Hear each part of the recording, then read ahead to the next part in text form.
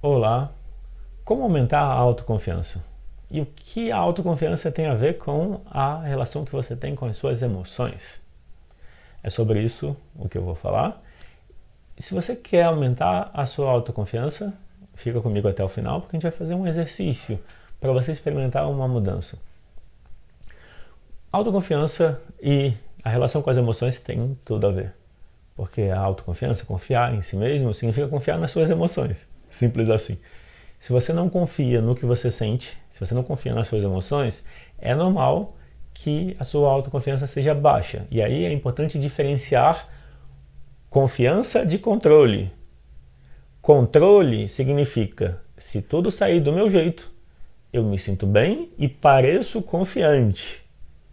Mas quando alguma coisa afeta o meu controle, quando eu perco o controle, quando algo não sai como eu gostaria, aí eu fico muito mal, me condeno, me julgo, fico sofrendo, lembrando do que aconteceu, querendo mudar o passado. Isso acontece com você? Faz sentido isso? Então, controle não é o mesmo que confiança.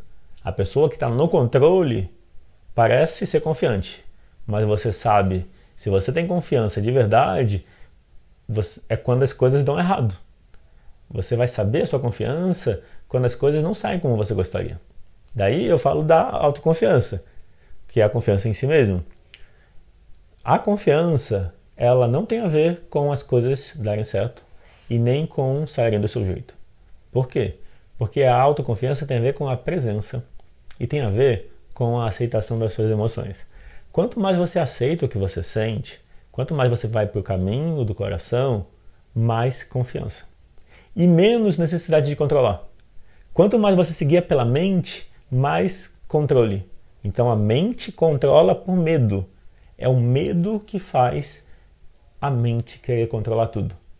Então o medo de algo dar errado faz você ignorar as emoções e tentar fazer as coisas saírem do seu jeito. O contrário disso, e o convite que eu estou te fazendo no que eu estou apresentando, é para olhar para as emoções com aceitação. E aí eu destaquei o medo. O medo é uma das emoções.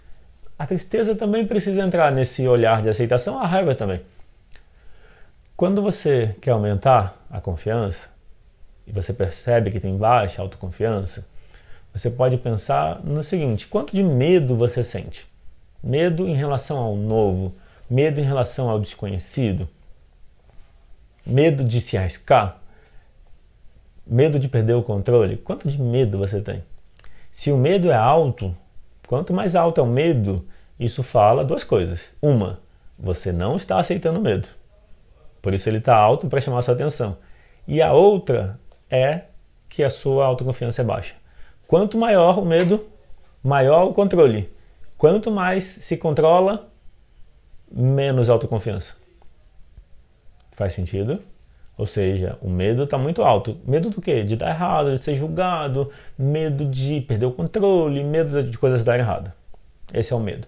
Quanto maior o medo, maior o controle, a exigência, logo maior o sofrimento. Junto com esse medo está a tristeza. O medo e a tristeza andam juntos, porque o maior medo é o medo da tristeza. Porque, pensa assim, ó, quando algo dá errado, o que você sente? Tristeza. Quando as coisas não saem do jeito que você quer, você pode sentir raiva, mas também tem a tristeza. A raiva é usada para evitar contato com a tristeza. Porque a tristeza é uma dor, logo a raiva é culpar o outro pela dor que você está sentindo. Faz sentido? Se faz sentido, me conta nos comentários. Se você está gostando, lembra de clicar no curtir. Quando eu falo da tristeza, eu me refiro à dor de as coisas não terem saído como você gostaria, de não ter recebido o apoio, a aceitação. Quando não se recebeu a aceitação, o apoio que se gostaria dos pais, é normal que você não se dê esse apoio e aceitação. E é normal que isso signifique uma dor, uma tristeza que aumenta ao longo do tempo quanto mais você rejeita ela. Junto com essa tristeza tem o medo de errar, porque errar significa entrar em contato com a dor, com a tristeza. Então tem a tristeza e o medo junto. A tristeza é o núcleo e o medo está em volta. E normalmente precisa se aceitar os dois. Também a raiva, mas lembra que a raiva é uma forma de evitar contato com a tristeza. Quando a tristeza diminui, a raiva também diminui, já que a raiva era uma tentativa de evitar contato com a tristeza. Faz sentido isso? Então, e aí a confiança. Confiança e coragem têm uma raiz comum. Coragem, coração. Então, se guiar pelas emoções, se guiar pelo coração é ficar presente no momento. É dizer sim para a tristeza, para o medo, para a raiva, que é dizer sim para você, para o seu eu emocional. Quando você faz isso, é automático. Quando você expressa o que você sente, se você não fala do que sente com medo de desagradar os outros, isso já fala de uma baixa autoconfiança. Experimenta começar a falar do que você sente. Escolhe alguém que você pode compartilhar o que sente e você sabe que a pessoa vai ser mais amigável. Depois, com o tempo, quanto mais você pratica falar do que você sente, você pode experimentar pessoas mais difíceis. Normalmente... eu quero contar uma história. A história é assim. Tinha um mestre espiritual que era buscado para quem queria expandir a consciência, quem queria a iluminação. O nome dele era Gurdjieff. E no local onde ele atendia, ele tinha um quadro. Quando a pessoa chegava lá, no quadro tinha uma frase.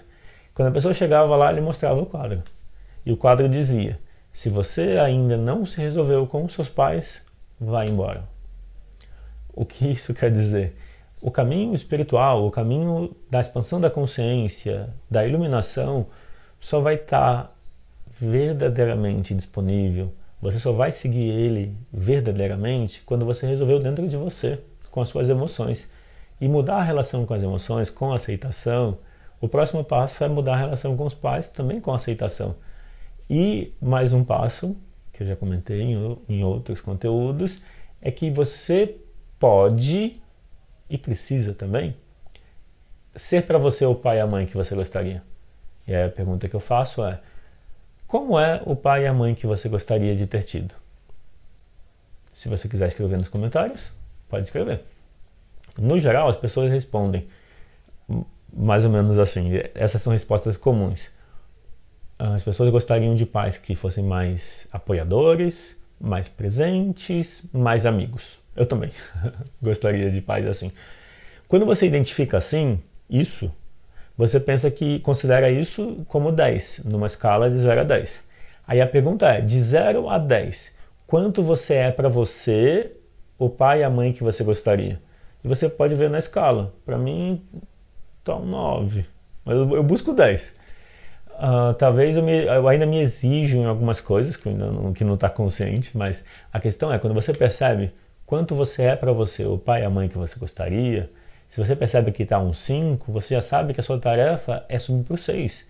O que se você fizer vai tornar você mais o pai e a mãe que você gostaria de ter tido, mais próximo do 10? Normalmente a aceitação. Quando você se aceita, as coisas ficam mais fáceis. Se você se aceitar, ficar do seu lado, não importa o que os outros falem, fica com você, se apoia. Aceita a tristeza, tá tudo bem sentir tristeza. Aceita o medo, tá tudo bem sentir medo. Aceita a mágoa, tá tudo bem ter mágoa. Porque você só consegue mudar o que você aceita. O que você rejeita, cristaliza, fixa, aumenta. O que você aceita, você se relaciona e consegue mudar. Então, a autoconfiança tem relação direta com a aceitação das emoções, num primeiro ponto, e depois também com a aceitação com os pais. E no canal Constela SP você encontra vários vídeos sobre como melhorar a relação com os pais, como melhorar a relação com as emoções, e vídeos específicos sobre tristeza, raiva, medo, mágoa, ressentimento, etc. Bom, então é isso. O que você achou desse conteúdo? Se gostou, clica no curtir. Se não é inscrito no canal, clica no se inscrever e me conta abaixo o que você achou e compartilha esse conteúdo. Bom, é isso, eu fico por aqui. Um grande abraço e até a próxima.